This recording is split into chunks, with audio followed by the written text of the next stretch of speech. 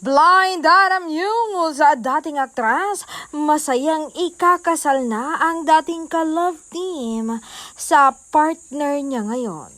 Sa totoo lang, masaya ako para sa kanila. Isang bagay to na matagal nilang hinintay.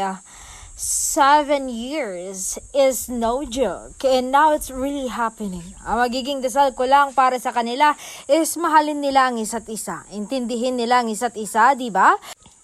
Sila ang magkakampi at magkatuwang magkaagapay sa buhay.